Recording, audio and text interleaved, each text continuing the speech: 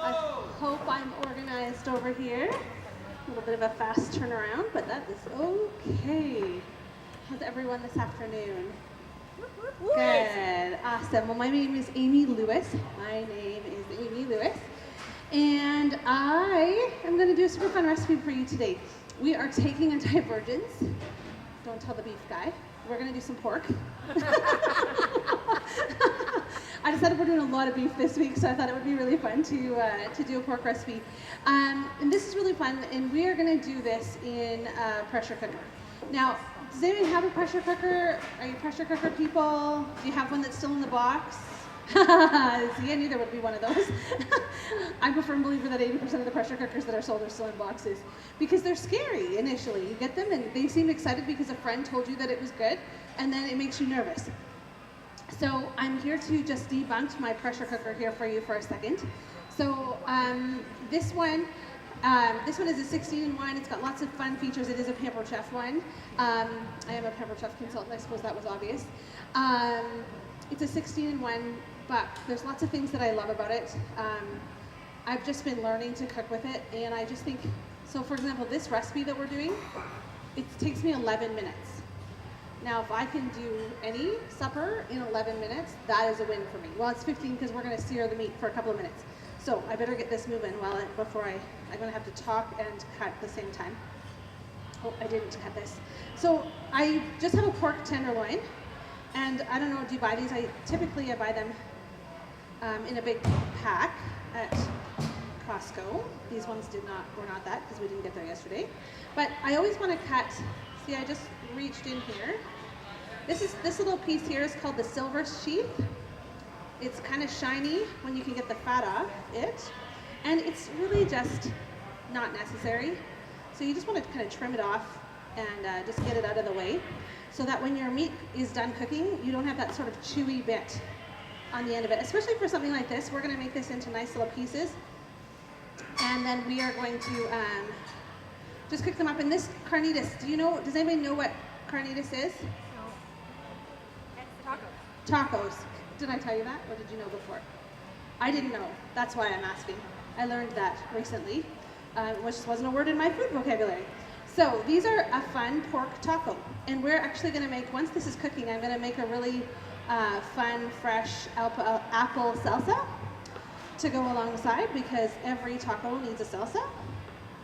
And so we are just going to dice up this pork.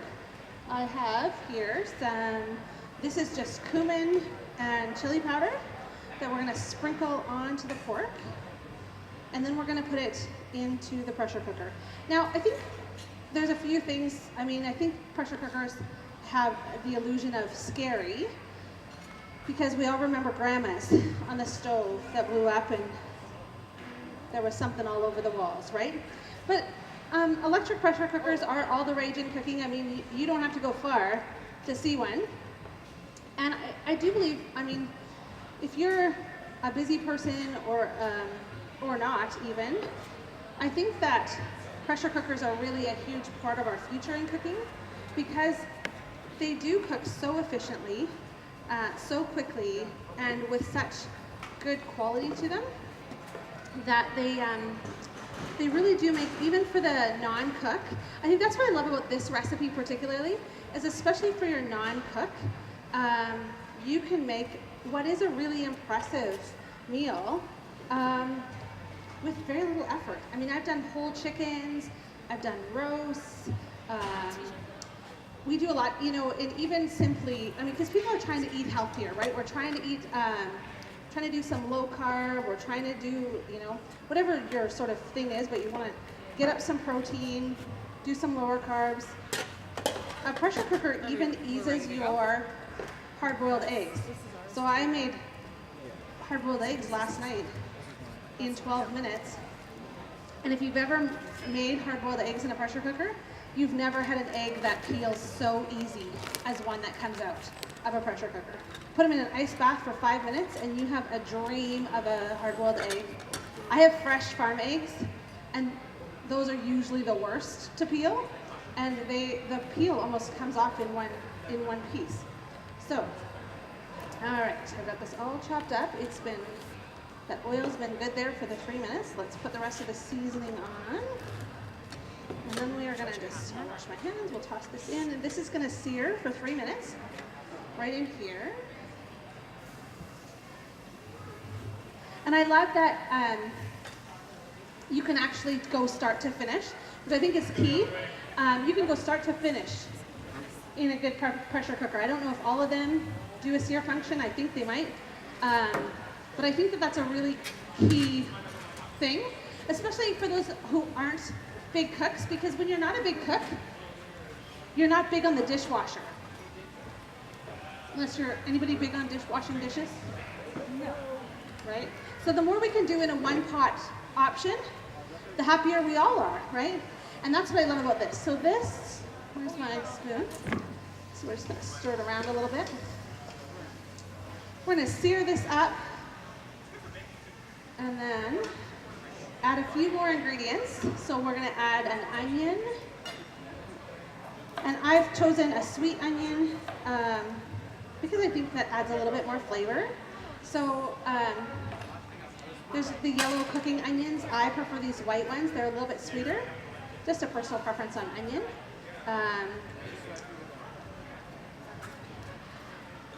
But that's what I like. So that's what we're gonna put in because I'm cooking. And then we're gonna put a red pepper in. And so here's the interesting thing. A lot of people don't really even realize when it comes to things like fresh produce. You always want to, I always want to encourage you to cook with as many colorful vegetables as possible. Because green peppers are cheap and they're plentiful. Does anybody know why? They're not ripe. They're not ripe. Yeah, most people don't realize that. A green pepper is just a not ripe colored one. So the more you can get those colored ones, often people will say that peppers give them indigestion. I just want to get this off there so I can. Peppers will give them indigestion or give them gas, and often it's because we discover they're eating green peppers because they're not ripe. So get yourself a colored pepper. They're just going to give you a much richer flavor. I'm going to dice my onion.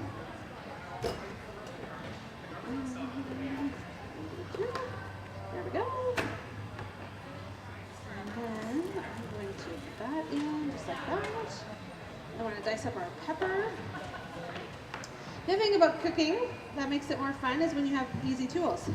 This one is one of my personal favorites because as nice as a knife is, it's a lot simpler for my children. Note, if they can help me. So we've got some pepper, some onion, we're gonna put some garlic. Did you notice the kids from the school, they had a really good garlic press? I liked that. It was a Pampered chocolate. Yeah. Do you use fresh garlic when you cook? Always. Always. The rest of you use fresh garlic? No. You don't have to admit if you buy that can from the store. My friend Leanne, the non-cook, she buys the can. Okay, so we're going to add the garlic. But you'll notice I didn't even peel it. It just goes in right with the peel on. Which again, most people don't, some people, not most people, some people don't want to cook with fresh garlic because they don't want to touch the skin. They don't want to smell like garlic when they go on their date later. But the nice thing about this is that you don't have to peel it or touch it. So you don't have to smell like garlic. That's a win. I thought I had a fourth clove. Here it is. All right. Because really, you can never have enough garlic, can you? All right. Garlic. And then, oops, I got one in. And then we are going to juice some. So we're going to toss in our peppers and our onions. And we're going to juice some lime. Where's my juicer? Here it is. We're going to juice some lime into this.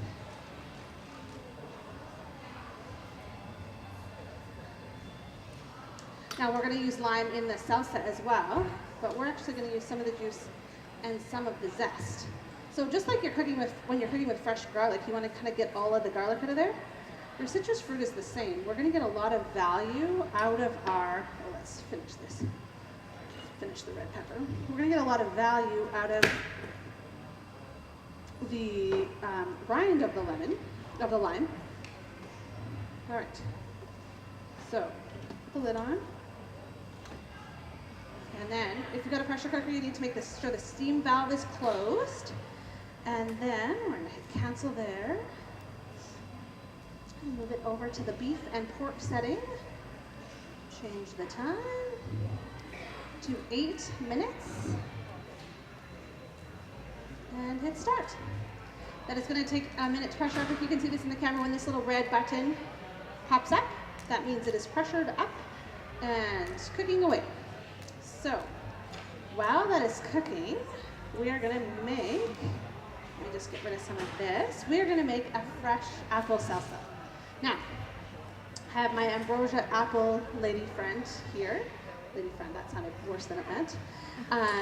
I love, okay, have you been down to see the ambrosia apples yet on your way in? I love ambrosia apples, so I'll do my plug for them, but not because they gave me their pitch, but because ambrosias are really, they are the go-to apple in our home. My son, who's almost 15, will go through about 3 apples a day. My husband probably at least 2. And so we love ambrosias, and there's a couple of reasons why. This is one of the reasons why ambrosias are really good in a salsa is because they are a low acid apple, which means that they don't brown as easily. Also means that they are lighter on your stomach. And I also learned that they are a really nice cooking apple because they hold their shape. They're quite sweet, so you don't use as much sugar. And this is a really fun thing that I just learned. Ambrosias are a Canadian apple created by accident. They are a nature's created apple that they happen to come across in the orchard. And so that's a really fun thing about them. They don't grow on the prairies, which is unfortunate because I would totally grow these in my backyard. But we love them. I'm the gal in Costco who buys 3 bags every time she goes because we go through so many of them. All right. Let's switch our thoughts to the salsa. So let's talk about salsa for a minute. The salsa really goes well with just about everything that exists on the planet, really. And so when I was thinking about this pork recipe, I was thinking, how can I originally was going to cook a little chutney, you know, create something that was warm to go on top. And honestly, that's when I discovered this were tacos and they didn't really suit a chutney. So we found a salsa recipe. So I make an apple berry salsa. It's kind of like dessert. So it's like apples, kiwi, strawberries, cinnamon. Well, it's mostly like breakfast. And I just eat it with a spoon. You could eat it on pita chips if you wanted, but I really like apples with pork. They just really bring out the flavor. And so when I found this recipe, I really liked that it had some of the elements of traditional salsa, onions, cilantro, but it's got a couple of things. Here it is over here. It's got some honey, which I thought was really fun, and lime, obviously, and some pepper. So we are going to just dice some of this up. Let me just get all of this so that I can have myself organized. All right. Dice up this apple. Oops. Okay. Whoa. It's used to being on a sturdy counter. All right.